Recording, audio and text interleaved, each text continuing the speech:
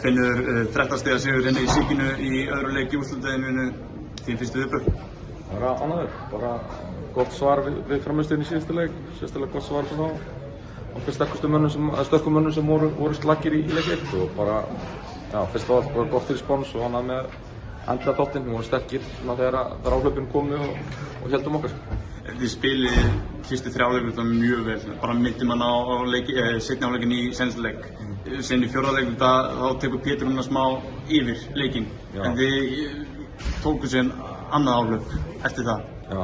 Það sýnir einhvern karakter í þessu liði þínu.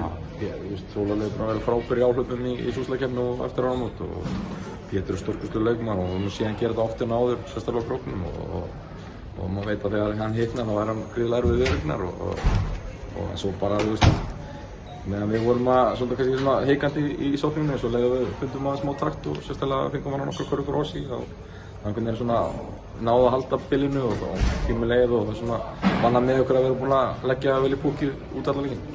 Þið eru komið með rauninni heimavallarréttinn aftur, hvernig svona meturðu það?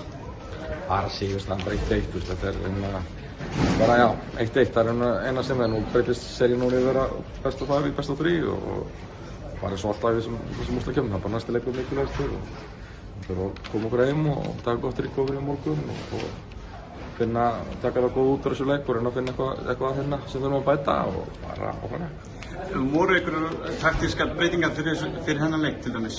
Nei. Eða bara ekki neitt svoleiðis? Ekkert stórvægilegt, einhverjar finnstillingar hér og þar en það er svona kannski vel að bara þetta sé svona andlegi þáttur að vinna í honum og þú veist, þetta er svo hafleikir strákar sem er með mínu liði og þeir verða bara að fá alltaf að gera sitt og ef ég ætla að fara að tala áður í þessu úrslitakeppni, ef ég ætla að fara eitthvað ómikið að reyna að hemja þá eða segja hann til á einhverjum mómentum þegar lætin er svona mikil og ég kem einhver skilabönd þá verða það óöruggir en ég treysti fullkomlega til að gera það sem við erum búin að gera allar vetur og það er að spila saman og finna ákveðna möguleika og allt það sko.